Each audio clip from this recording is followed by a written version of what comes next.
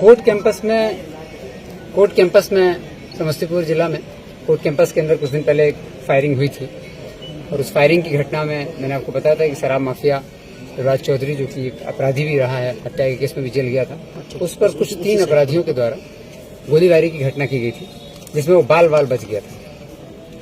घटना के बाद FIR दर्ज की गई थी, SIT बनाई गई थी और इस पूरी घटना को हम लोग समझने का प्रयास कर रहे थे।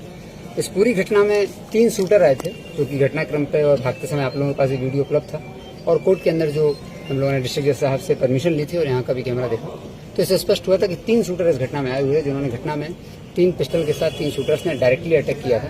तीनों ने, जो प्रभात चौधरी था, जब उसका उपस्थापन हो रहा था कोर्ट में, तो उपस्थापन के बाद जब वो वापस अपनी गाड़ी में बैठने जा रहा था, उस समय इन लोगों ने 3 तरफ से घेरा और गोली फायर करने का प्रयास किया। जो पहला शूटर था, उसकी जो पिस्टल थी वो प्रभात चौधरी के सीने तक थी, लेकिन पहला शॉट उसका मिस हो गया, जिस वजह से जो हमारा हवलदार उनको पकड़ा हुआ था, उस हवलदार ने तुरंत रस्सी डाउन की और प्रभात चौधरी को नीचे धकेल दिया। जैसे फिर जब दूसरे शूटर ने दूसरी गोली चलाई तो नीचे जाने की वजह से दूसरी गोली उसके पैर में लगी और तीसरी गोली एक और अभियुक्त था उसके हाथ में लगी। इतने में अफरा तफरी मच गई और जो हवलदार था उसने एक अपराधी को, जब हम लोगों ने पूरा वीडियो फुटेज देखा, पहले दिन कुछ लापरवाही सामने आई थी, लेकिन जब हम लोगों ने पूरा वीडियो फुटेज देखा तो स्पष्ट हुआ कि हमारे एक हवलदार ने, जो कि इनको लेके आ रहे थे, उन्होंने एक अपराधी के गले में रस्सी बांध भी दी थी, लेकिन चूंकि अफरा तफरी का माहौल था, काफी देर तक उन्होंने प्रयास किया कि अपराधी पकड़ा जाए। उसी क्रम में उसकी चप्पल भी छूट गई थी, लेकिन वो छूट गया किसी तरह और भाग निकला। तो गेट पे जो पुलिसकर्मी थे वो गेट बंद नहीं कर पाए और फिर पुलिस उनका पीछा नहीं कर पाए और अपराधी पैदल ही भाग गए। घटना बहुत बड़ी थी, संवेदनशील थी। कोर्ट कैंपस के अंदर किसी भी तरह की घटना होती है तो हम लोग बहुत अलर्ट रहते हैं। उसके बाद तुरंत डिस्ट्रिक्ट साहब के साथ एक मीटिंग भी हुई थी। हम लोगों ने यहाँ का जो सिक्योरिटी अपरेटस है उसको सुदृढ़ करने का क्या क्या तरीका हो सकता है उस पर विमर्श किया और उसको भी सुदृढ़ किया था। और इस घटना का अनुसंधान SDPO सदर और DSP हेडक्वार्टर के नेतृत्व में DIU की टीम के साथ कुछ थाना प्रभारियों की भी टीम बनाई गई थी, जो कि इस घटना का उद्भेदन कर रही थी। इस घटना का उद्भेदन हो गया है। आज 3 अभियुक्त भी इसमें गिरफ्तार कर लिए गए हैं। तीनों के साथ एक पिस्टल भी बरामद कर ली गई है। इस घटना में जो पूरा घटनाक्रम हुआ और पूरा जो हम लोगों को समझ में आया है, इसमें जो हुआ है बेसिकली, जब हम लोगों ने इस गिरफ्तारी का जब दौर चालू हुआ और उद्भेदन का प्रक्रिया चालू हुई तो 3 स्टेट में हम लोगों ने रेड की है। करीब 30 से 40 संदिग्धों को भी उठाया गया था पिछले 4 दिन के अंदर ही, 3-4 दिन के अंदर ही, और अलग अलग संदिग्धों से पूछताछ हुई। 3 स्टेट में हमारी टीम, झारखंड, दिल्ली और बिहार, 3 स्टेट में टीम ने लगातार रेड की और रेड के बाद सफलता मिली है। 3 अभियुक्तों को गिरफ्तार किया गया है। जब इस घटना को पूरा समझा गया तो ये घटना जो है वो 3 डायमेंशंस पे हुई थी। इसका सबसे ऊपर का टॉप मोस्ट डायमेंशन है मास्टरमाइंड का, जिसने इस घटना को पूरा करने का प्लान किया था। उस मास्टरमाइंड गैंग में कल्याणपुर पंचायत का राम बाबू राय मुखिया है।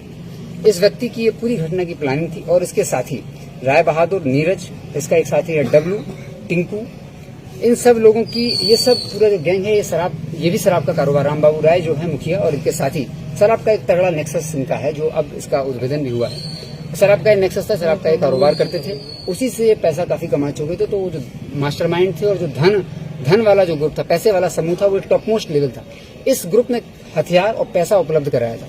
दूसरे स्तर पर जो घटना हुई है उसमें पूरे घटनाक्रम की प्लानिंग हुई कि आखिर घटना को कैसे अंजाम दिया जाएगा।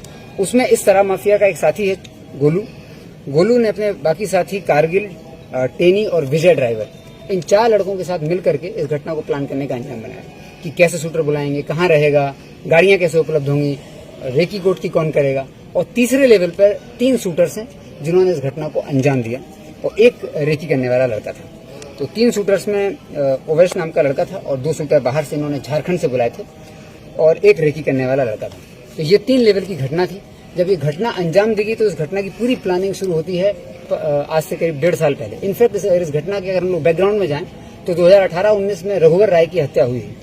उस हत्या के बाद कल्याणपुर और चकमेसी का जो क्षेत्र है, उस पंचायत उस क्षेत्र में एक वैक्यूम आया था पावर का।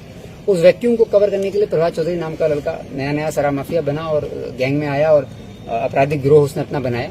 उसको लगातार STF ने भी उस पर कार्रवाई की, हम लोगों ने भी कार्रवाई की। उसको पकड़े कुछ दिन पहले हम लोगों ने जेल भेजा। तो उसने अपना एक 10-15 लड़कों का एक गिरोह बना लिया था जो कि आपराधिक घटनाओं को भी अंजाम देता था। एक मर्डर भी उसने कराया था शमशेर का, उसमें भी वो काफी समय जेल में रहा 2018-19 में। वो जब जेल चला गया और पिछले 1.5 साल से रघुवर राय की हत्या होने के बाद कुछ लोगों की मदद से, कुछ और लोग थे इसमें, उनकी मदद से इन लोगों ने अपना साम्राज्य स्थापित करना चालू किया। और ये लोग भी ठेकेदारी तो ये सामने से दिखाते थे, लेकिन असलियत में ये लोग शराब कारोबारी थे और शराब का भी इन लोगों ने कारोबार चालू किया और अपने आप को एक धन बल का इन्होंने अच्छा इकट्ठा कर लिया। और ये लोग उस पूरे क्षेत्र में अपना प्रभाव बनाए हुए थे कि कोई भी शराब की गाड़ी उतरेगी या किसी तरह का अवैध काम होगा, आपराधिक काम होगा तो इनके संरक्षण में ही होगा। ये जानकारी हम लोगों को इस पूरी घटना के उद्भेदन के दौरान हुई है। तो जब इन लोगों को ये पिछले 1.5 साल से काफी मजबूत हो गए थे, मजबूत होने के बाद इस घटना की प्लानिंग जो इन लोगों को क्यों करनी पड़ी, क्योंकि प्रभात चौधरी भी जेल में था लेकिन वो जेल से ही अपना कुछ अवैध धंधा कराने का प्रयास कर रहा था। तो ये लोग चाह रहे थे कि इस पूरे क्षेत्र में इन्हीं लोगों का कब्जा रहे, रामबाबू राय और इनके साथियों का कब्जा रहे, इसलिए इन्होंने इसको हत्या कराने की योजना बनाई। हत्या कराने की योजना बनाने के लिए इन्होंने 15 जुलाई 2023 को पहली मीटिंग इसकी हुई। रामबाबू राय के कल्याणपुर के उसके जो मेन उसका घर है उसी घर में बैठक हुई।